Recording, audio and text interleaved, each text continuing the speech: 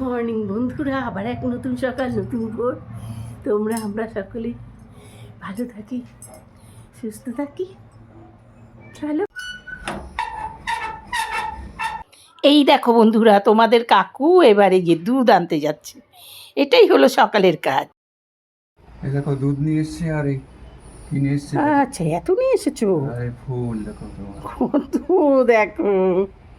এই দেখো রুটি, তোমাদের কাকু রুটি আর দুধ দিয়েছে আমাকে খেতে, আর সাথে রয়েছে দেখো, এটা কি নাম দেবো না সকাল সকালে।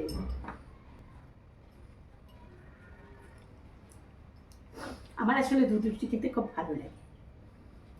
এবারে আমি ডান হাতের কাজটা গবিয়ে করে নিচ্ছি। চলো, দেখো এখন না একদিন জল না দিলেই গাছগুলো কেমন শুকিয়ে যায়। এই গাছটা দেখো, এখান থেকে আমি ফুল নিই, গাছটা পুরো শুকিয়ে গেছে। তাই খেয়ে উঠেই আগে আমি ওকে জল খাইয়ে নিলাম। আর হলো না, না কাছলে একটু দুধ 3 দিন না কাছতে পারলে জমে যায় প্রচুর। পানির টান তো পারি না, ধরলে ঠান্ডা লেগে যায়।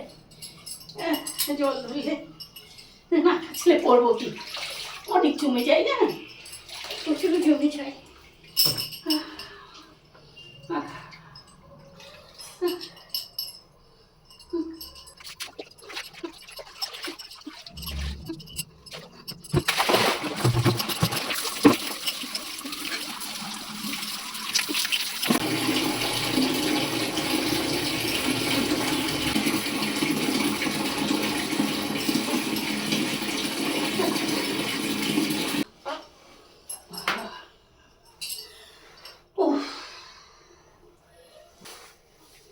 সারা জীবন একভাবে কাজ করা যায়, একটা বয়সের পরে আর মানুষ পারে না।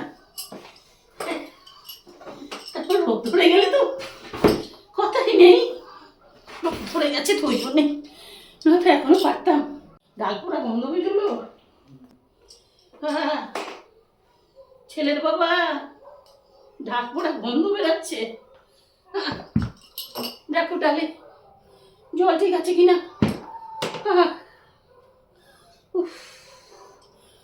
চলো বন্ধুরা, আজ তোমাদের আমি একটা মজার জিনিস দেখাচ্ছি। দেখো কোথায় তোমার কাকু চলে এসেছে। তোমার কাকুর ভীষণ মাছ ধরার শখ। দেখো একটা মাছ পেয়েও গেছে।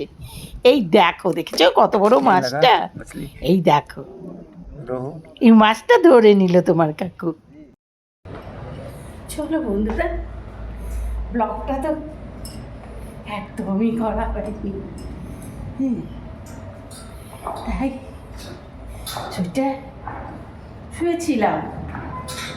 ঘুম থেকে উঠে ভাবলাম যাই ব্লগটা করে আসি আমার বন্ধুদের জন্যে, আমার জন্যেও। আমি একটু বেরিয়ে পড়লাম।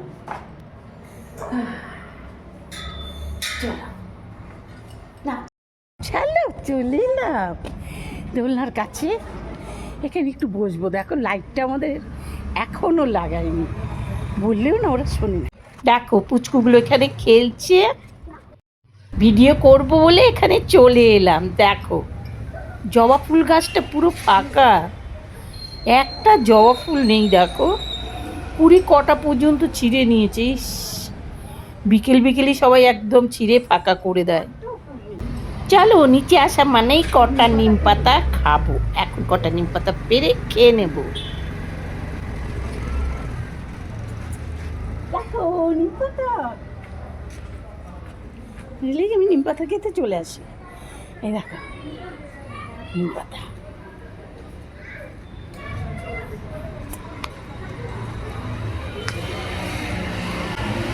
চলো বাচ্চারা দুলছে দেখে আমি কি আর থাকতে পারি বলো?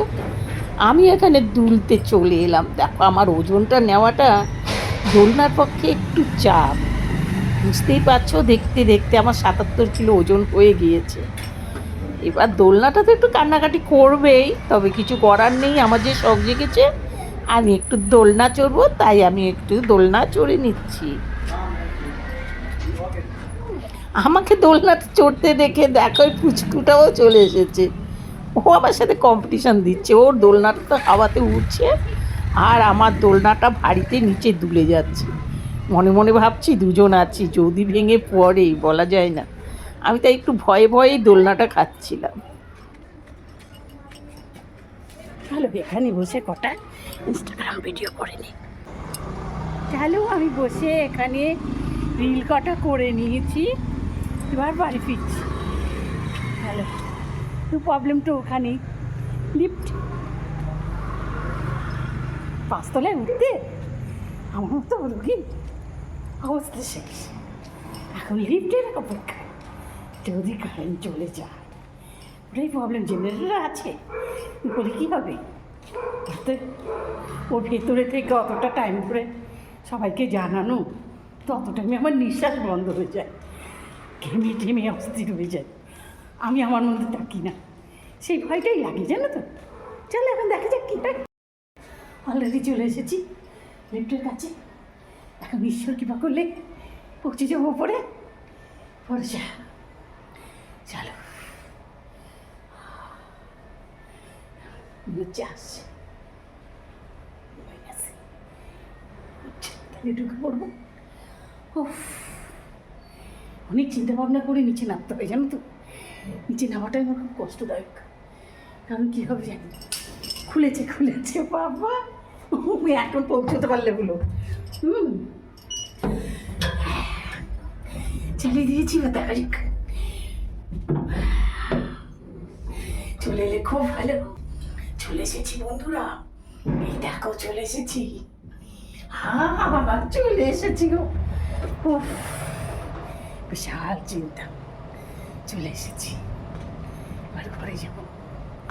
চলো গাড়ি গিয়ে তোমাদের ব্লগটা এডিট করব, বুঝতেই পারলে। তা আজকের ব্লগটা বন্ধুরা এখানেই রাখবো। তোমরা তত টাইম ভালো থেকো, আমরা সকলেই ভালো থাকি। পরে ভিডিওতে আবার দেখা হবে, চলো।